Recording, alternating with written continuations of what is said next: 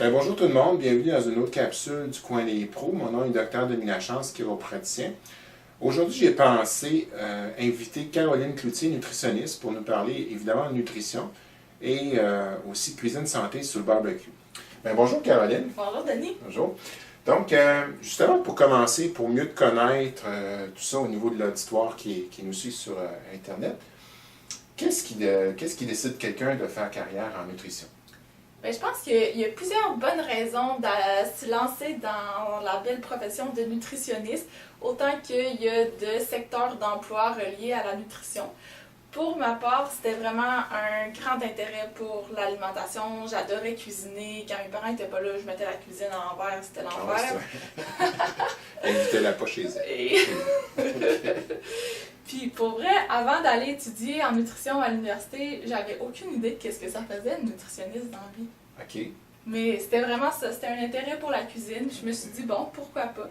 Puis finalement, j'ai commencé mes études, ça a été vraiment un coup de foudre, puis j'ai maintenant, je suis passionnée de nutrition. Super, fait que, vous voyez, là, c'est l'expert incontesté là, pour nous aider pour notre cuisine sur notre barbecue cet été. Justement, la cuisine sur le barbecue, on se doute que c'est nocif, mais à quel point c'est nocif ou à quel point ça peut être moins nocif. Fait que c'est ça, j'aimerais ça qu'on outille les internautes justement qui vont faire du barbecue dans les prochaines semaines. Ben oui. Comment justement bien cuisiner sur du barbecue sans nuire trop à sa santé. Donc des trucs là, que tu pourrais me donner. Ben oui, mais pour commencer, en fait, qu'est-ce qui est nocif sur le barbecue? Je suis désolée pour les amateurs de viande grillée. Oh. Désolée. Mais vraiment, ce qui fait en sorte que le barbecue, c'est plus nocif qu'un autre mode de cuisson, c'est vraiment la libération de substances qui vont être potentiellement cancérigènes. En fait, quand on carbonise, quand on cuit un aliment jusqu'à temps qu'il noircisse, ça produit des amines hétérocycliques. Okay. Ça vaut beaucoup de points au Scrabble. Ouais. Puis, en fait, c'est ces substances-là qui vont être plus nocives. Spécifiquement avec le barbecue, quand les gras saturés vont aller, ils vont comme fondre un peu là, sur la viande, puis ils vont se ramasser sur les petites briquettes de barbecue, sur le charbon de bois. Okay. Puis, c'est ça qui va faire, c'est le contact des gras saturés là, avec cette source de chaleur-là, ça va produire une flamme qui contient là, des substances qu'on appelle du benzopyrène. Okay. Donc, des barbecues avec des flammes, c'est bien impressionnant, mais pas pour la santé à ce moment-là, parce qu'on se trouve, comme on dit, à augmenter les risques de cancérigènes. Ouais. Autre chose qu'on devrait justement penser au niveau cuisine santé barbecue? En fait, là, je parle de viande. Ce que je vous dis là, c'est surtout par rapport aux viandes qui contiennent beaucoup de gras saturés, comme un steak ou des trucs comme ça, parce que quand on cuit des légumes, par exemple, sur le barbecue, des légumes, ça ne contient pas de gras saturés, à moins qu'il y en ait dans votre huile que vous les avez marinés. On essaie d'éviter. Donc, des légumes sur le barbecue, il n'y a aucun problème là, au niveau de ces substances-là là, qui seraient potentiellement cancérigènes. Puis, sinon, de choisir des coupes de viande qui sont plus maigres, comme du poulet, du poisson, ça peut être une manière là, de réduire. Encore une fois, à cause de l'interaction avec le gras, la flamme, etc. Exactement. Donc, une viande moins grasse va moins créer des amines, quelque chose. Oui. Moins de substances nocives, exactement. C'est plus simple comme ça, je pense. Okay. Donc, OK, les coupes de viande. Autre chose qu'on devrait penser? Le mode de cuisson, même si on se dit, bon, le barbecue, c'est un mode de cuisson, le fait de cuire sa viande en papillote, par exemple, ça, c'est quand on la met dans un papier d'aluminium, on referme, on roule les bouts pour que les sucres de la viande restent à l'intérieur. Ça nous permet de réduire de couper le contact en fait, de la viande. C'est comme on fait avec les légumes, mais avec la viande. Je pense pas que la viande aussi, on peut faire ça. Avec le poisson, ça se fait super bien. Okay. Puis c'est possible de le faire là, avec de la viande. C'est sûr qu'on n'a pas là, le petit goût grillé intéressant. Non, c'est bon. Autre chose, là, on a parlé de papillote, tout ça, mais autre conseil? On a sur le barbecue une deuxième petite grille parfois où elle est un peu plus haute. On peut faire cuire la viande sur cette grille-là, un petit peu plus loin de la flamme, ça nous permet de pouvoir diminuer le contact là, avec la flamme puis l'écran saturé. OK, c'est bon. Fait que là, ça fait le tour un peu pour tes conseils sur la cuisson.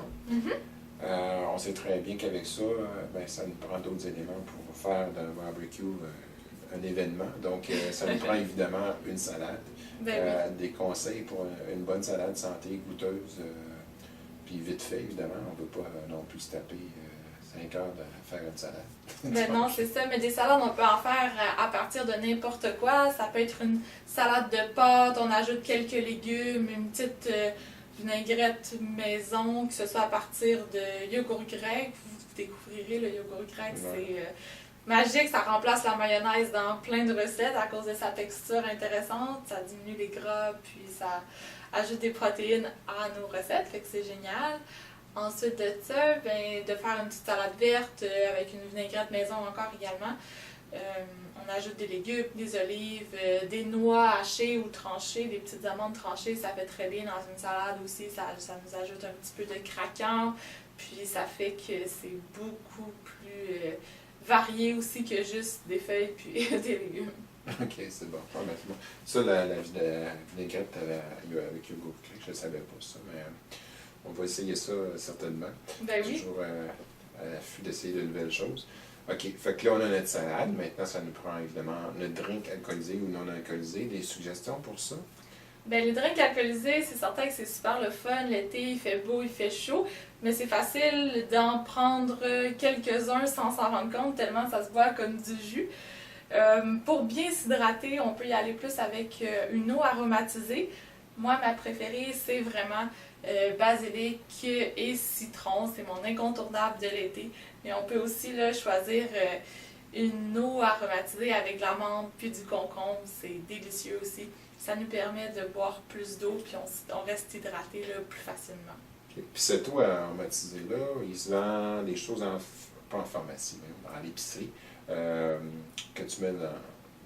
ça donne une saveur. Oui. Ça, il y a ça. Mais il y a aussi des fois, on voit des espèces de gourdes ou même des espèces de cruches où est-ce qu'il y a comme un espace, là.